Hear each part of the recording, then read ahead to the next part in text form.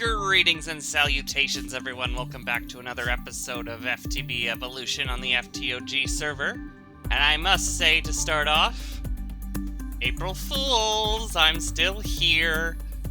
I hope those of you who saw my April Fools video enjoyed it, and if you didn't, it didn't get shown to a lot of people. So if you didn't, or you decided to skip it, you really should go watch it. It's one of my favorite videos I've ever recorded. It's pretty funny, I think. Maybe I just have a different sense of humor than everyone else, but, you know, I'd appreciate it if you go watch it. I thought it was good. But, today's episode might be a little short and sweet because I'm rushing it out before I, leave for the weekend. So, let's get right into it. First thing you may notice, I have a Supremium, or Awakened Supremium Paxel now. That's fun. And you also may notice we're standing somewhere I've never shown you before, and that's because this is a new retrofit to Fracture Industries. You'll see I've built a case around some of the chunk grid, and I will explain to you why. It's because I created that yurtable mining outpost a little while ago, and I thought, hey, why not see if I can do that with any other stuff? So I did, and I created, let's just show example with this one. I've created these cases, or these bays, in which I can place down and pick up mods. So, if I go like this now, boom. And it's not there causing any lag at all, it's just in the inventory. I have one for actually additions, which is a south-facing one.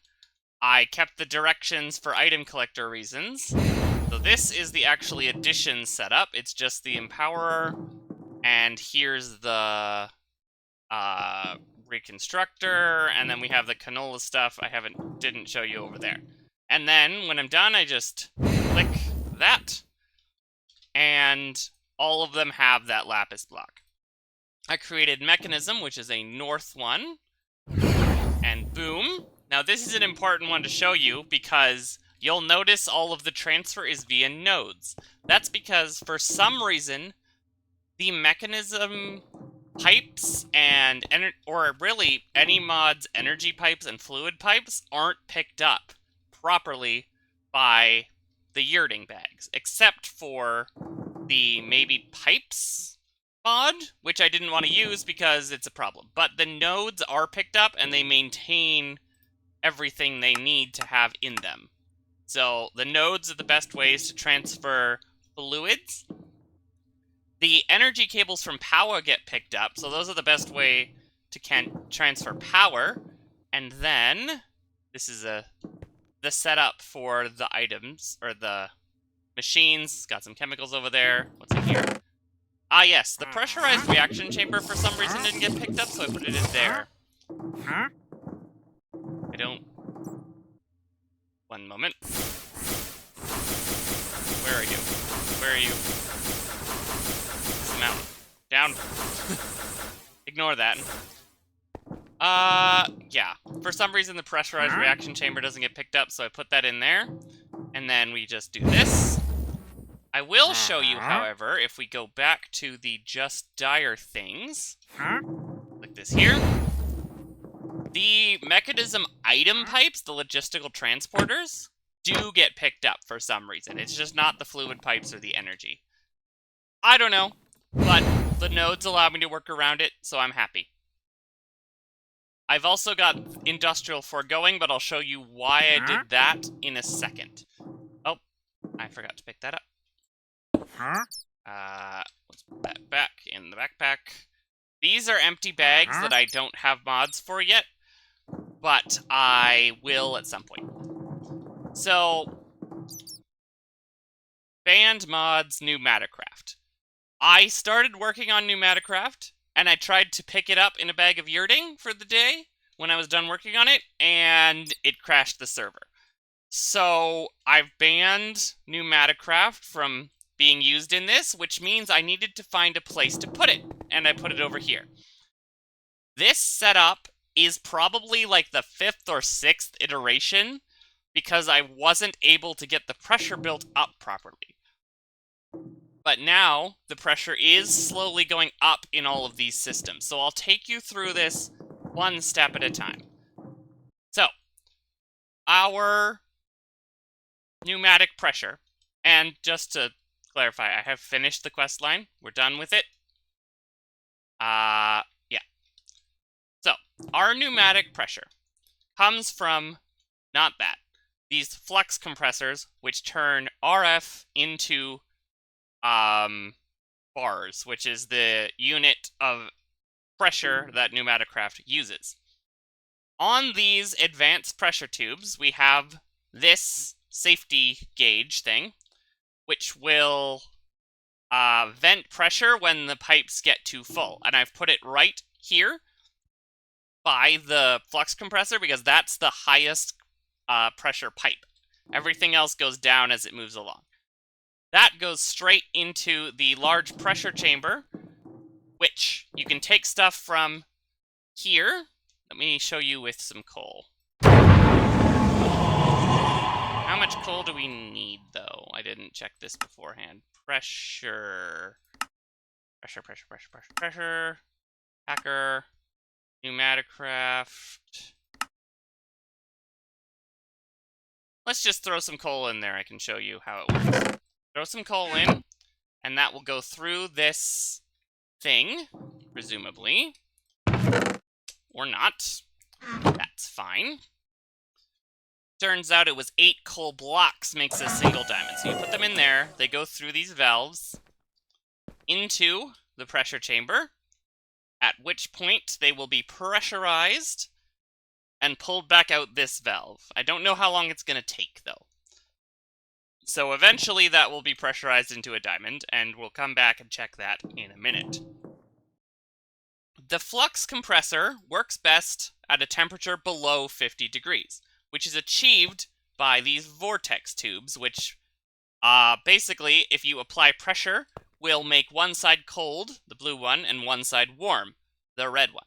There's another one of these underneath pulling heat away, and also there's these heat sinks, which will also take temperature away.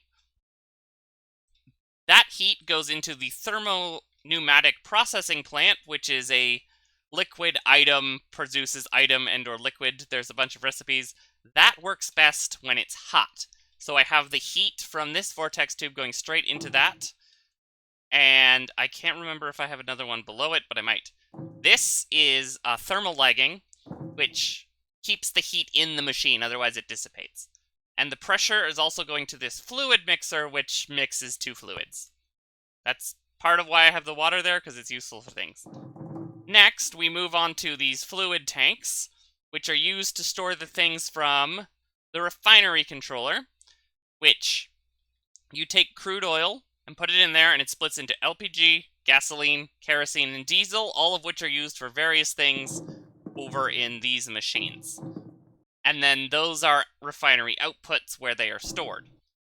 That pressure comes from a similar setup right here with another flux compressor. This is a charging machine, so you can put pressure-charged items in there, and they will charge them to whatever levels in these pipes, which is going up. And then applying pressure to this assembly line, which is where we get what we wanted originally from this whole thing, which is aphorism tiles. So if I take this and I put it in here, do I have the right program, though? I don't think I have the right program. That's the laser program, I think. So if we do this, we can put in a program, and the laser, or the input arm, import arm, will take it out, and then the laser will do its work. I don't have any speed upgrades in this right now. Oh, I have 3. Never mind. And that'll do its job. And then the export arm will move it to this chest.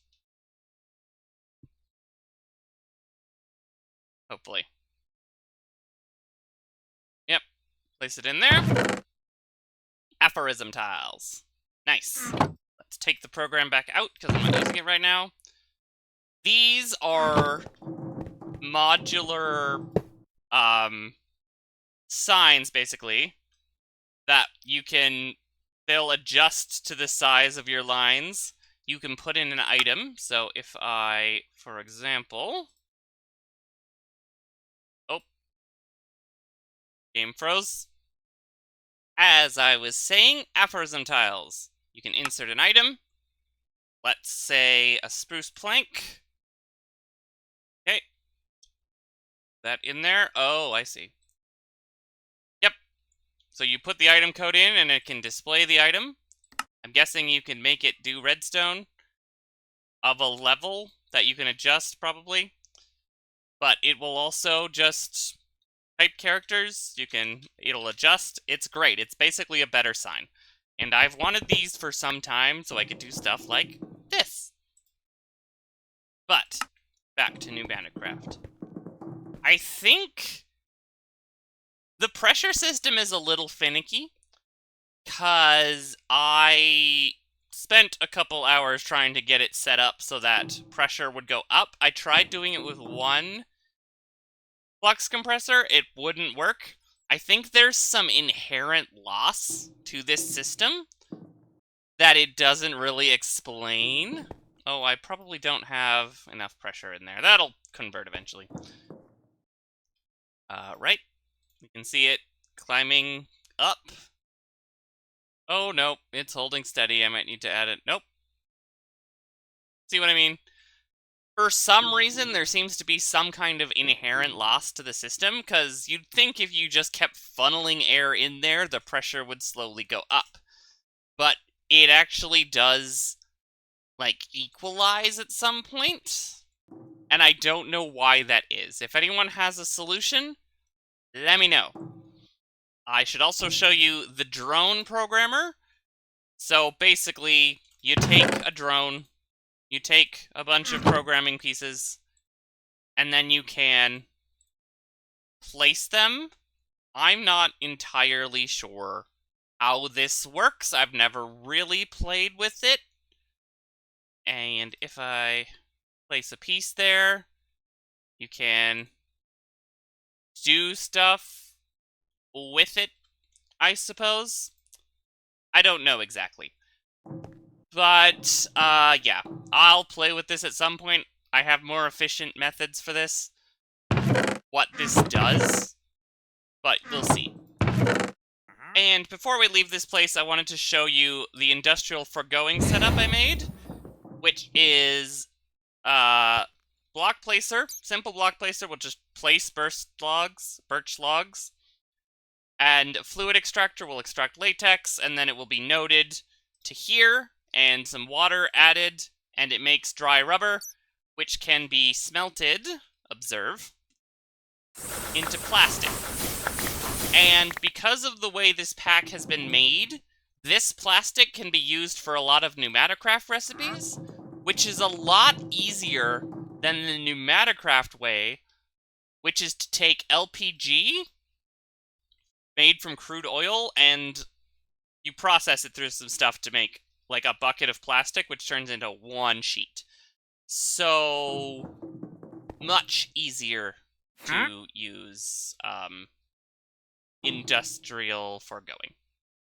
So that's the new Fracture Industries. I just kind of built this box here, but most of our tech mods are now going to be modular and kept in my inventory, so we don't need all this space. Most of it's just for stuff like Pneumaticraft, which can't be yurted. But before I go for the day, I wanted to talk about NowTech, which is a mod in this pack that used to have a quest line. It doesn't anymore, and I think I figured out why. So, let me grab my compass here.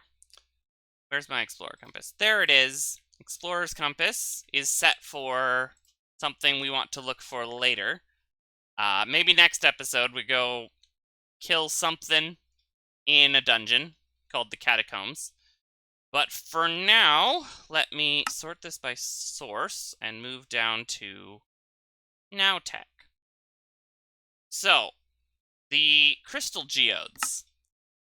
Okay. Crystal geode. Is anyone closer? No. Crystal geode. Stone crystal geode. So these are supposed to spawn in caves under some undersea ruins. However, because infinity caves reduces the Y level of the ocean floor, I don't think these are spawning properly. Like, let me look here. Just go over here. And you need this to get started with the mod. So there's the ruins. This is a ocean ruins from Nowtech. And supposedly, below this is supposed to be a crystal geode we can use to get the mod started. However, if I go and dig down here, let's see. Oh, there's a crate. I haven't looked in that before. But say if I go and dig down here, because the ocean was so low, let me use password. There's nothing down here all the way to the bottom. And I think that's why the Nowtech crystal or quest line was removed, because the crystals aren't spawning correctly, so you can't do the quest. Let me dig down just all the way to the bottom, just to prove a point.